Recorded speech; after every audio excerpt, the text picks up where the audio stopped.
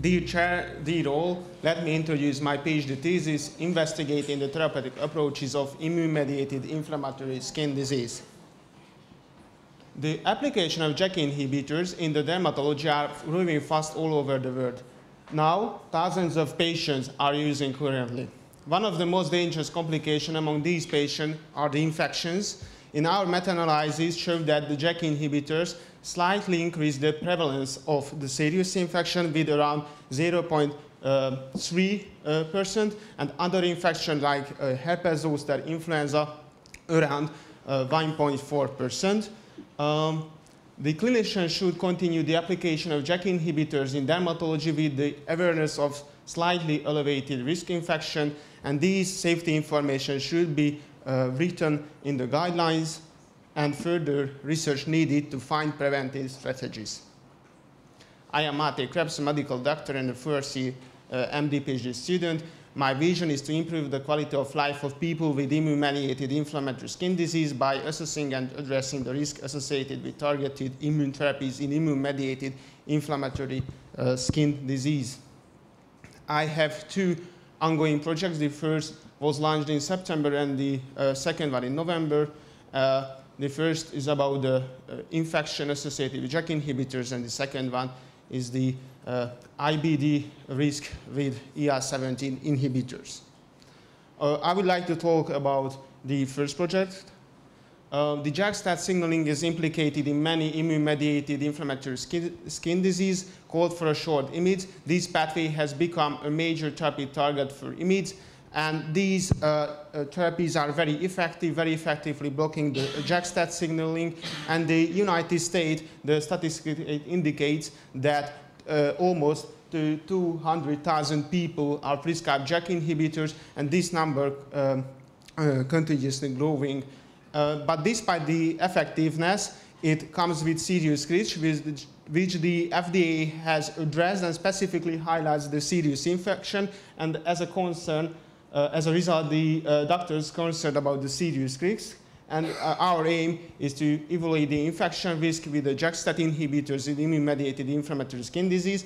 And we would like to specifically concentrate the patient with atopic dermatitis who have an elevated baseline risk for skin infections. To structure our analysis, we use SPICO framework. The patient with immune-mediated inflammatory skin disease, we compare the JAK-STAT inhibitors to placebo or active comparator, and we investigated the presence of infection. And our clinical question are the JAK-STAT inhibitors associated with increased risk of infection in immune-mediated inflammatory skin disease. And our hypothesis is that patients with immune-mediated inflammatory skin disease treated with JAK-STAT inhibitors have not significant risk of developing serious infection. And the clinical implication is the balance in the disease control and infection risk is a key to provide a safe and effective treatment.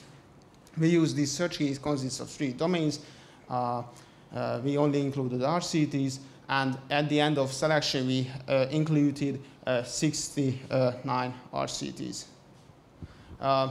We are in the phase of manuscript writing, currently the supplementary materials, and there is the different deadlines. And I created a summary table, but I would like to highlight only 3 results, highly important results. The first is a herpes zoster risk in patient with atopic dermatitis treated with JAK-STAT inhibitors versus placebo. It's a subgroup analysis. We included 18 RCTs in that analysis, and we use risk ratio to assess the risk. If it's above than 1, it means it's higher with JAK-STAT inhibitors, the risk, and it's lower than 1, it's a lower risk compared to placebo. And the number is 2. It's a relative risk is 2, but to understand this number, it's very important to check the prevalence on JAK-STAT group and the prevalence on the placebo group. And in the prevalence on the placebo, it's 0.4, and the JAK-STAT, it's 1.5. It means a higher prevalence with 1.1%. So it's a clinically meaningful result and also mathematically significant. And we suggest to consider the zoster vaccination before initiating the treatment and the patient monitoring. The second is influenza risk treated with JAK-STAT inhibitors versus placebo. We also use risk ratio. There is 11 RCTs in that analysis. I have written the prevalence on the placebo, it's around 1%, and the prevalence on the JAK-STAT is 2.4. It's also a slightly elevated prevalence, and also very meaningful clinically because the influenza in a high-risk population, the mortality can be high, for example, in an elderly population or in an immunosuppressed population. And the last one is the serious infection. We also use risk ratio to assess the risk. Prevalence was on the placebo is 0.48 and 77 on the JAK-STAT groups. It's lower than 1%, which is the, according to standard frequency of drug adverse event, it's a rare adverse event. Very slightly elevated, and it was not significant, but it's clinically meaningful because clinicians should be aware of this very slightly elevated serious infection. The strengths of our meta-analysis, we only included RCTs. This is the first analysis to include the influenza as an outcome, so there is novel outcomes, and we focus on the dermatological conditions, and there is limitations, of course. The low event rates for some infections, the short follow-up, around 16 weeks, and maybe not fully reflect the real-world population because these are RCTs. Conclusion, the JAK inhibitors increase slightly the risk of infection like herpes zoster and influenza, but not the serious infection. And implication for practice that clinicians should continue the application of JAK inhibitors, but should be aware of these slightly elevated infections. And the implication for research, it is very important to find the preventive intervention to reduce this risk and compare different doses and JAK-STAT inhibitors and investigate the long-term safety. The second project, investigating the risk of inflammatory bowel disease in patients treated with IL-17 inhibitors. It's also a meta-analysis. The IL-17 are strong inducers of inflammation contributing in tissue destruction in image. And it is successfully used in various images such as hidradenitis suppurativa, psoriasis, psoriatic arthritis, and it was considered as a potential treatment for IBD, but the clinical trials show no efficacy and even worsened the symptoms or caused relapse in IBD. And new IBD cases were reported after IL-17 inhibitors. And the patient with hidradenitis suppurativa have a 5.6-fold increased baseline risk for IBD, and there is no consensus on whether it is necessary to screen for IBD before initiating a treatment or not. And our aim is to evaluating the risk of inflammatory bowel disease in patients with immune-mediated inflammatory disease undergoing IL-17 inhibitors.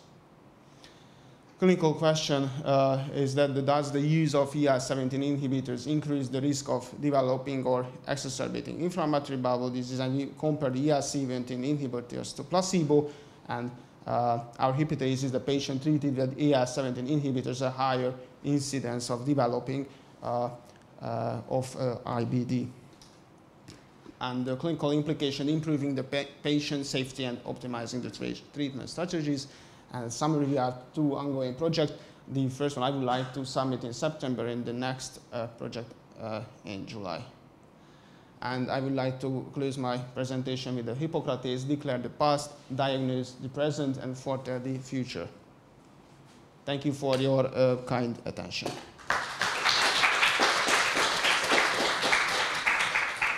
You mentioned your first study, the serious infection. How did you define it, and the articles use the same definition? Yes, fortunately, the RCTs use the same definition for the serious infection. So it is a type of infection which results in the hospitalization or needs IV antibiotic therapy or cause serious damage. My question would be that do you know any screening tests for IBD? And if yes, what are they and how are they used? There are many different options. The gold standard is a colonoscopy, but it's not easily available. And the second one is the which is non-invasive, and the stool test, the carb protecting test from the stool. It is easier and non-invasive. In your first study, you reported or you investigated the influenza infection rate, right? So sometimes the influenza infection remains unrecognized in patients. So how did you, what do you think, how this affect your result? This is one question. The second question is more technical. So as far as I saw in your first and second figure, you presented many randomized clinical trials, but none of them was significant regarding the outcome. But the overall summary statistic was significant. So what is your take on that? So is it acceptable that all the randomized clinical trials were negative, but actually by pooling the data, it's positive? So the first question, what was it? The influenza.